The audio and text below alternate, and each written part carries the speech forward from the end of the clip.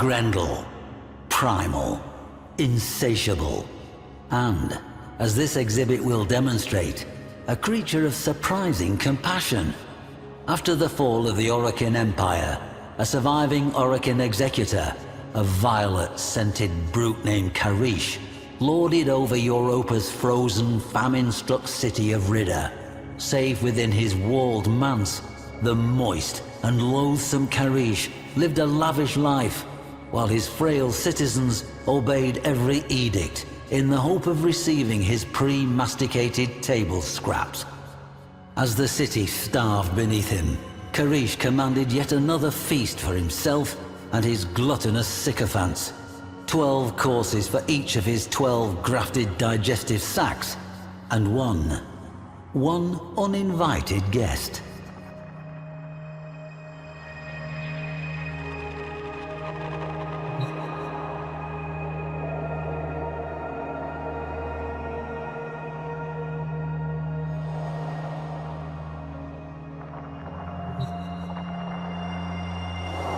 There remains a shallow trench through the ruins, as if some colossal boulder had crashed from the manse and rolled down the hill.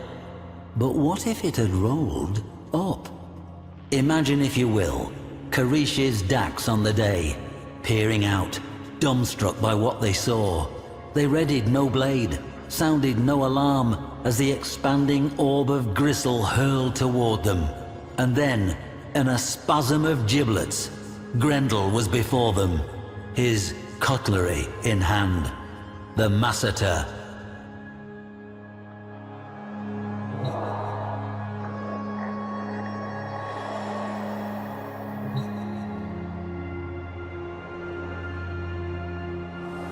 Scraps of cloth matching Grendel's unexpectedly elegant sayandana were retrieved from the site, hooked on the remnants of gilded gates, stained with evidence of his degustation.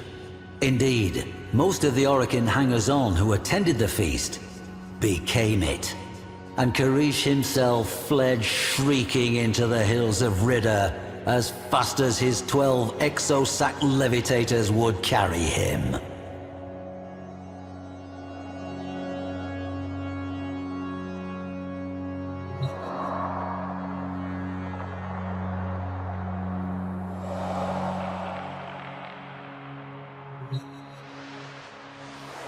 It came as no surprise to me to find this tiny fragment of Gauss just outside the city.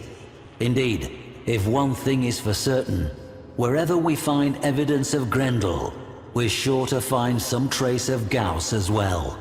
Did they breach the city as a pair? Or did Gauss hang back to intercept returning patrols, generously letting his friend Grendel eat his fill at the feast within?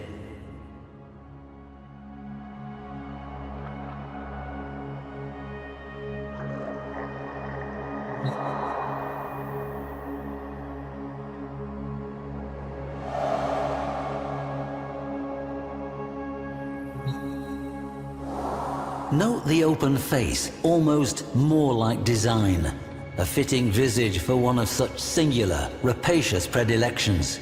Grendel may hunger, yes, but not with the excesses of gluttony, not when others are in need. Oral history tells of Grendel, newly engorged from his repast, rolling through the miserable slums of Riddy, reinvigorating the sick and the lame, the hungry and the dying, with the power he had stolen, consumed, from their oppressors.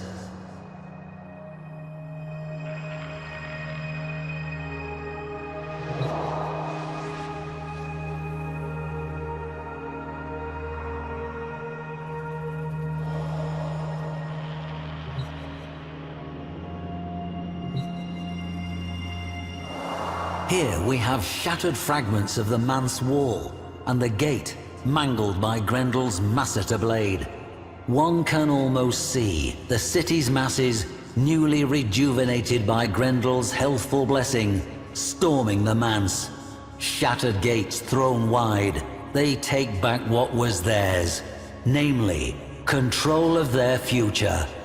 See here the scattering of genuine Orokин dinnerware, Worn with time, these must have been used for countless meals as the people of Ridda bravely weathered the dark times ahead.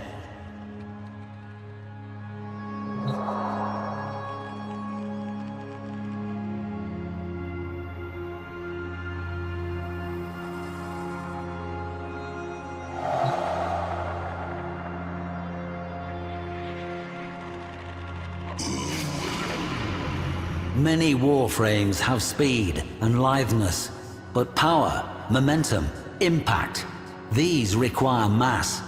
And there, the creased midsection, the seam, does it split?